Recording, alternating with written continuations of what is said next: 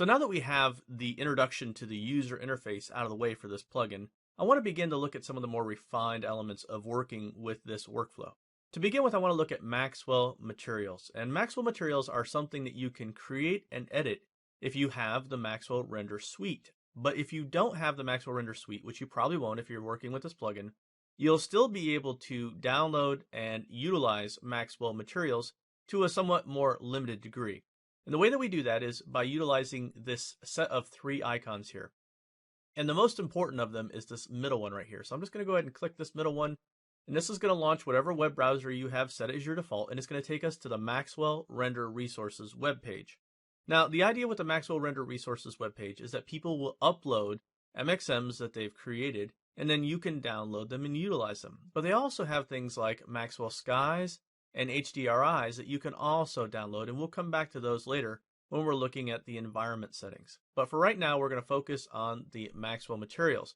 Now, if I click this, right away, you're going to see that I don't have the ability to download, and it's going to ask me to register now. I can also click this register button up here if I haven't registered. However, if you have registered, simply click login and then enter your login information, which is what I'm going to do right now. Once you're logged in, you'll see that we now have the ability to download these materials. Also, if you happen to find a material that you really like, make sure you click this little vote button to make sure that you let the person know that you like the material. So I'm going to click download to get that one. And the options are going to be a little different on each browser, so I'm not going to tell you how to set up your browser. However, I will tell you that I set up this browser to download these to my desktop. So I'm just going to go ahead and download this one. And again, I'll put that to my desktop. And then I'm going to go ahead and close my browser. Then I'm going to go ahead and minimize. And you're going to see those right on my desktop. Now, these come in as zip files. So you're going to want to use whatever zip application that you have on your system to unzip these. And I'm just going to use my 7-zip to extract these, like so. And there we go. Extract those files like so.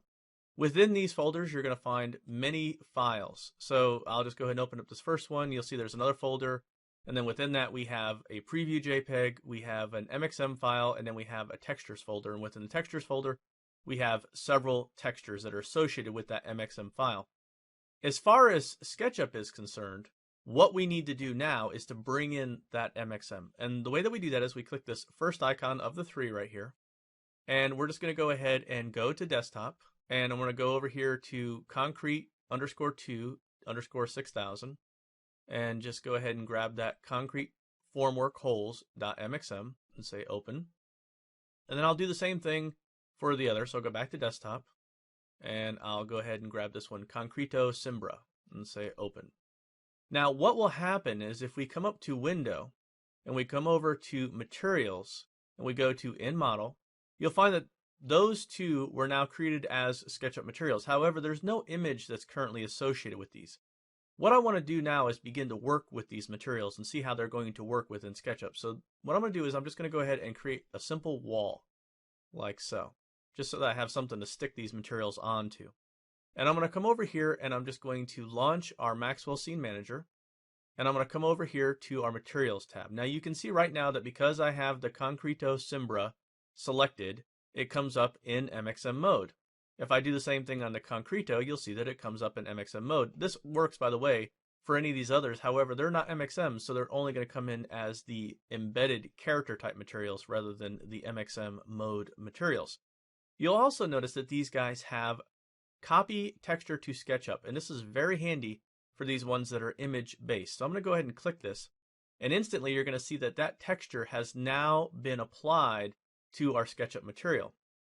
If I were to go ahead and take my paint bucket now and apply that to this face, you're going to see that it just doesn't look right. And the reason why is because this is tiled incredibly small. If I double click on that SketchUp material and I come over here to edit the scale of this, I'm going to set it for something like, say, 3 meters by 2.3 meters. And you're going to see that looks a lot better. If I come over now and I just select that face and I context click and I say something like texture position, I can now move that around and do whatever I want to do with it in terms of getting it in the proper place and scale, orientation, whatever I want. And then that would be how I would set up this MXM material to work within the Maxwell Fire Render engine. What I want to do now is just go ahead and do some quick rendering, but I want to set the environment first. So I'm going to come over here I'm going to change it from sky dome to physical sky, turn on the sun, and turn on the ground plane to application. And that's just going to give me sort of a baseline environment to work with here. And then what I want to do is I want to click Fire. And I'm just going to go ahead and click the Fire button. Now, right off the bat, you're going to see that we have this nice concrete wall, and we can do whatever we want in terms of zooming into that. So I'll just select that face and just zoom in using my Space Navigator mouse.